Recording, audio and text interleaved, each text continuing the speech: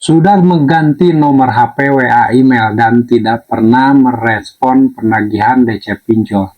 Tapi ternyata DC pinjol nagih ke kontak darurat dan ke nomor kantor. Apa yang harus kalian lakukan?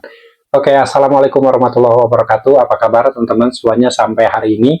Saya doakan semoga kalian dalam keadaan sehat walafiat dan selalu dalam lindungan Allah Subhanahu wa taala. Amin ya rabbal alamin. Kembali ya, di siang hari ini saya akan membahas pertanyaan yang mungkin saat ini sedang ada di pikiran kalian yang sudah tidak mampu bayar. Salah satu pertanyaan yang masih berseliweran dan masih tanda tanya di pikiran kalian adalah ketika kalian sudah mengikuti saran-saran motivator pinjol untuk memutus komunikasi dengan debt collector. Salah satunya adalah mengganti nomor HP, mengganti WA, email, dan menghapus akun media sosial.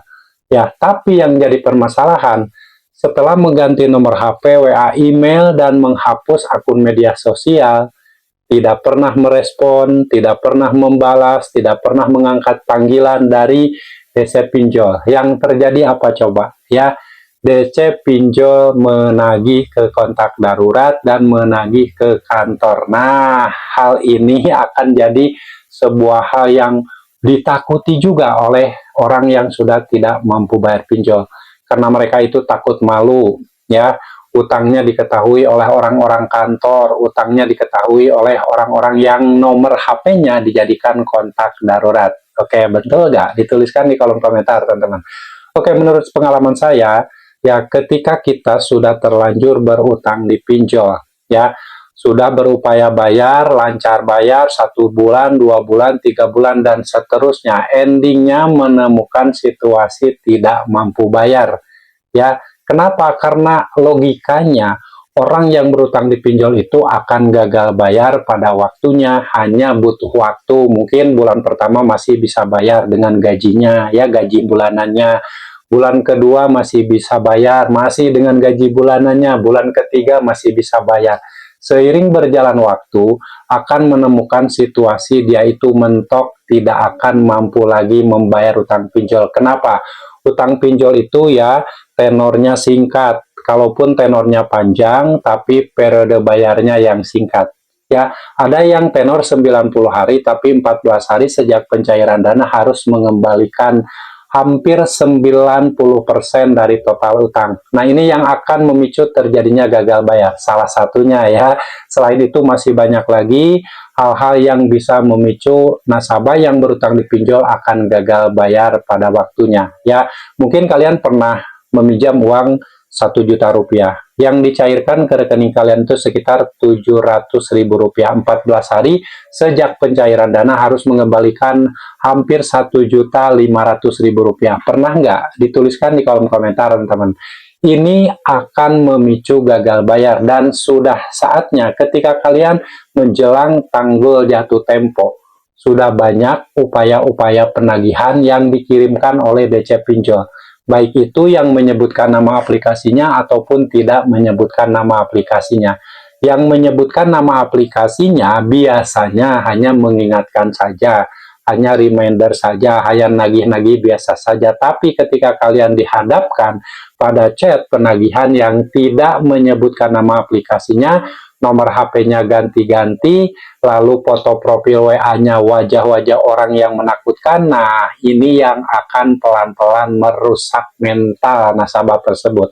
Makanya banyak yang akhirnya stres, bingung, linglung, cemas, panik, apa yang mesti dilakukan. Ya, kenapa? Karena kata-kata yang dikirimkan oleh DC pinjol tersebut yang tidak menyebutkan nama aplikasinya cenderung kasar, maki-maki, ancaman, menyebar data, dan lain-lain berbagai pola penagihan yang padahal kalau misalkan kita sudah paham itu hanya omong kosong belaka, hanya upaya untuk menakut-nakuti dari kejauhan.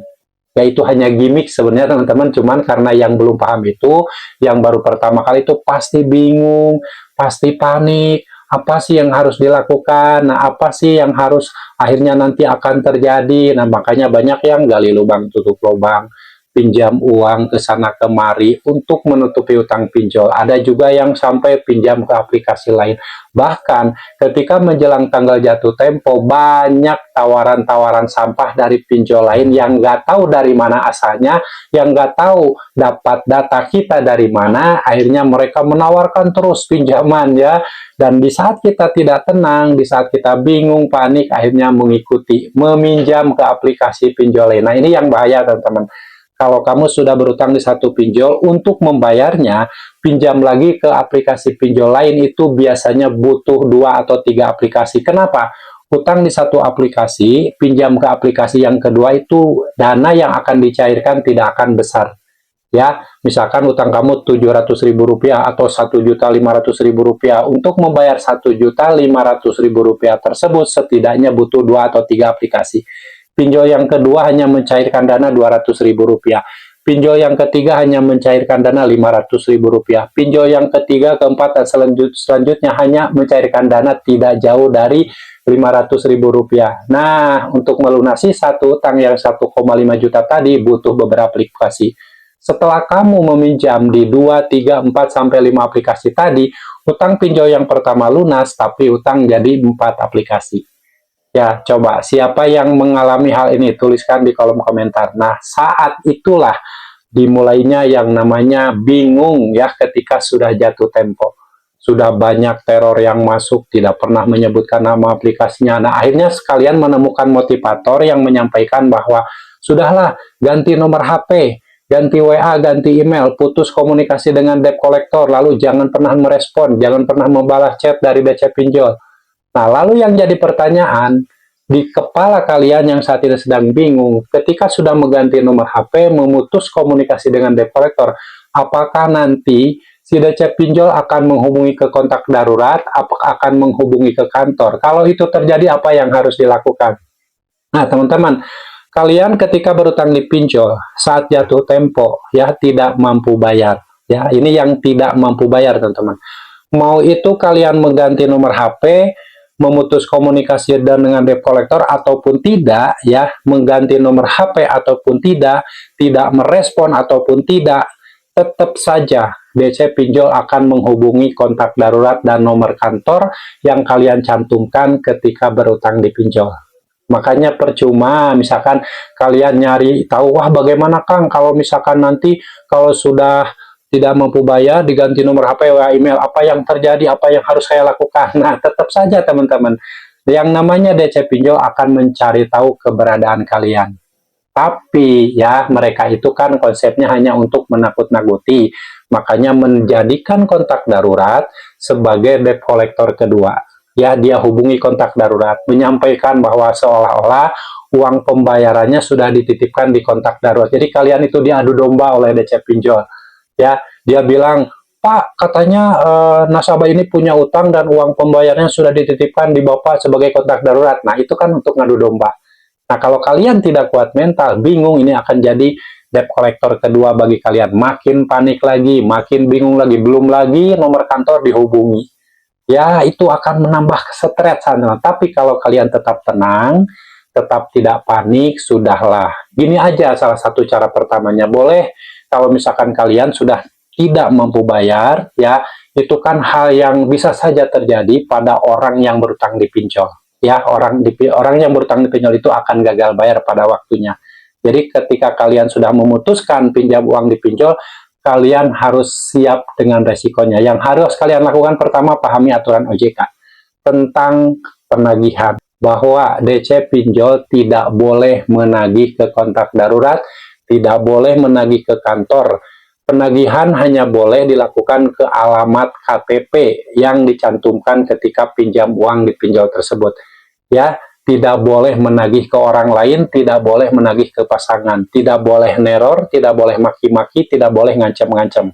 Kalian pahami aturan OJK. Setelah itu, kalau sudah terlanjur, ya kontak darurat dihubungi, diteror oleh DC Pinjol, sampaikan ke kontak darurat tersebut agar dia menyampaikan ke oknum DC Pinjol, suruh datang saja ke alamat sesuai KTP, sesuai aturan OJK. Penagihan hanya boleh dilakukan di alamat KTP debitur. Oke? Jadi kalau kalian paham aturan OJK, kalian akan tenang, nggak usah panik. Kalau misalkan ternyata ya tetap aja dihubungi gitu kan, blokir report aja, aktifkan fitur auto blokir panggilan yang tidak dikenal. Ya, suruh si kontak darurat untuk mengaktifkan fitur auto blokir panggilan tidak dikenal. Jadi ketika ada panggilan dari nomor-nomor yang ganti-ganti yang belum di-save di handphonenya itu akan terblokir secara otomatis. Itu saja, jadi kontak darurat itu tidak akan terganggu lagi. Oke, lalu kalau misalkan DC Pinjol menagih ke kantor, ya kalian harus kuat mental karena ini pasti terjadi. Saya juga gitu dulu diteror habis-habisan ke kantor oleh DC Pinjol. Legal semua, ya saya mau legal semua, nggak ada yang ilegal. Nah, saya sampaikan ke orang kantor, suruh datang ke rumah, ya, suruh datang ke alamat KTP. Ternyata waktu itu ada yang datang ke rumah dari aku laku 1 kali ya, bulan ke-6 waktu itu. Tapi ya itu yang namanya DC Pinjol kan mereka itu dikejar target dari berbagai upaya akan dilakukan. Tapi konsepnya mereka itu kan hanya untuk menakut-nakuti saja. Mereka juga ketakutan ketika ada nasabahnya memutus komunikasi dengan DC Pinjol. Nah, si DC Pinjol akan ketakutan karena akan bingung gimana lagi cara neror, gimana lagi cara nagih, dia mutar otak, belum lagi dimarahin sama bosnya karena dikejar target, gak bisa kerja, kayak gitu kan. Nah, kemungkinan kalau lama-lama banyak nasabahnya yang susah untuk ditagih, si DC Pinjol tidak bisa mencapai target, endingnya apa? DC Pinjol tersebut akan diberhentikan dari perusahaannya. Oke, jadi teman-teman kalau kalian sudah menyatakan tidak mampu bayar pinjol, jangan terlalu panik, jangan terlalu takut, jangan percaya dengan berbagai chat yang dikirimkan oleh DC Pinjol yang konsepnya hanya untuk menakut-nakuti. Apapun kata-katanya, apapun kalimatnya itu sudah disetting, sudah dipersiapkan sedemikian rupa, tinggal memilih kalimat template mana yang akan dikirimkan ke ratusan nasabah. Jadi tidak hanya kalian yang menerima kalimat template tersebut. Oke, mulai saat ini sudahlah auto blokir saja. Kalau memang kalian gak mau terganggu pikiran, gak mau terganggu, gak mau stres, ingin fokus mencari nafkah, ingin fokus mencari peluang rezeki, blokir aja semua itu, atau kalian putus komunikasi dengan debt collector. Setelah itu kalian bangkit dari keterpurukan, cari rezeki yang lebih halal, yang lebih berkah, insya Allah hidup kalian akan baik-baik saja. Yang utama kalian harus tetap minta pertolongan sama Allah agar kalian diberikan solusi atas segala macam permasalahan yang sedang kalian hadapi saat ini. Oke? Yang penting kalian harus tetap semangat. Assalamualaikum warahmatullahi wabarakatuh.